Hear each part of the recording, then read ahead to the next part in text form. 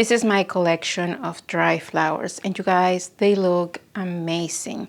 I have plenty of blooms, dry blooms, to make something fun today, and I am so excited to show you. Most of these blooms have been drying in this room where I start most of my seeds at the beginning of the spring. The only technique that I use is I cut the flowers when they are at their best.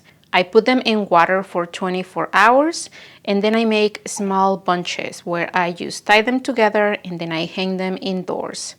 Ideally, to keep the color of most of these blooms, you want to hang them somewhere where they are not in the direct path of sunlight because that will affect the color. Instead, I just keep them away from the windows in a nice bright room with plenty of ventilation, and they have been drying beautifully.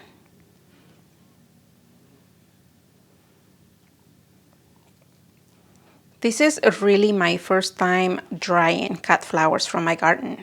Most of the years, I just grab a bunch of hydrangeas, I put them with a little bit of water in a vase, and that's all the drying that I do. A few blooms to enjoy during the winter.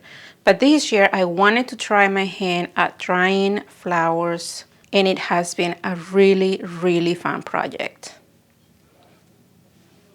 Very recently, I decided to use silica sand. From watching other people do this with their flowers from their own garden, I decided to try them with dahlias, and I was not disappointed, you guys. The dahlias look beautiful, and they look as if they were fresh. A lot of them are keeping their shape even after being dry for a few weeks here in my room with plenty of air circulation, and I am very happy with the results. If you haven't tried drying flowers using silica sand, I highly recommend it. Let me show you a few of the blooms that I have here.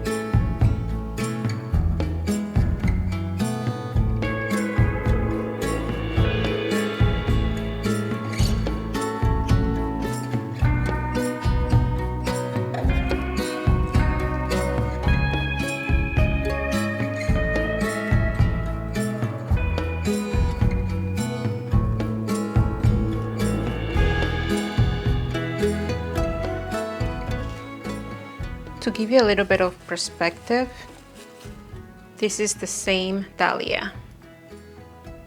This has been dry using silica gel or silica sand, and this one was hanging upside down in my room for a few weeks. I honestly love the look of both of them. This is also the first time that I use the hanging technique for drying hydrangeas, and this is what I got. I think this is pretty much the same result that I get with drying them in a vase with a little bit of water, but you decide for yourself. I am going to use most of these blooms to make this little fun project that I have in mind. I hope that it turns out well, and I'm just going to forward everything because I don't want this video to take 2 hours.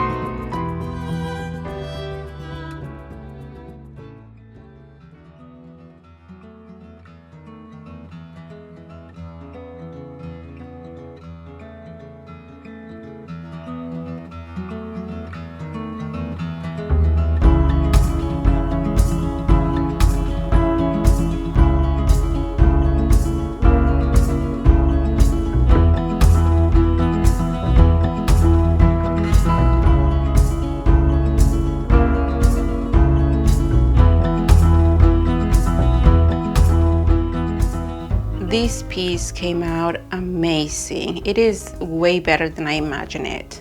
Every single bloom in this piece came from my garden. A lot of these flowers, about 95% of these flowers, I started them from seed.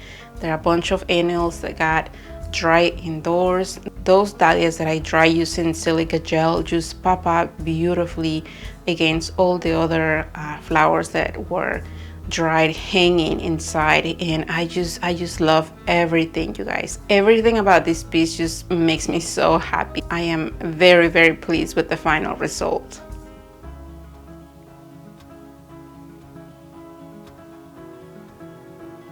I did use a little bit of hot glue here and there, but not a lot really. I only used it in places where I needed to hold a few of the flowers, especially the ones around her face, just kind of hanging down so that they could stay in place. But most of the flowers here are just being held by that chicken wire inside that planter, and it came out really, really nice in my opinion.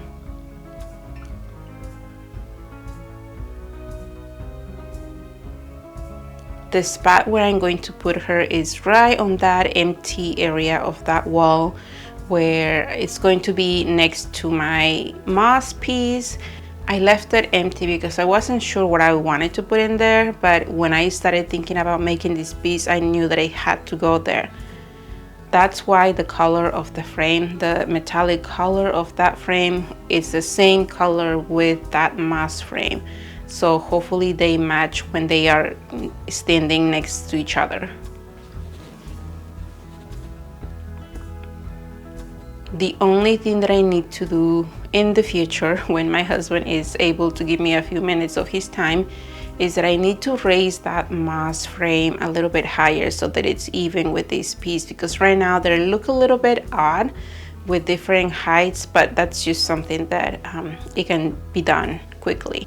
Now here are a couple of things after finishing this piece. One, I could have done a better job of painting that frame with a metallic paint. The metallic paint is very visible if you get out of the line, and obviously I did not do the best job possible when I was painting that frame, but I'll probably can go with a little bit of retouching with some of that darker paint and just trying to make it look nicer. You cannot even see it if you're far away, but when you get close you can see where I messed up.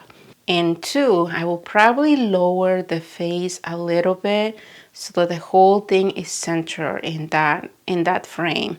I don't know why I centered that head and didn't think about the flowers being higher, but that's just something that bothers me, and you probably didn't even think about it until I mentioned it.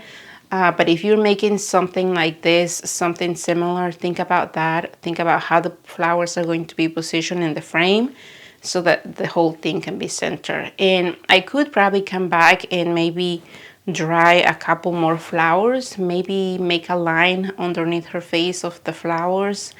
I don't know, something like that to make it look like that space has a reason for it. Overall, you guys, I love this piece. I already took tons of pictures, and I am not going to be watering. I am not going to be doing anything to it other than dusting it a little bit, because just like the moss piece, it's probably just going to collect dust. And that's okay. My gosh, you guys, those flowers look amazing. They just look amazing. I hope that you enjoyed this video, you guys. Thank you for being here, and until the next time.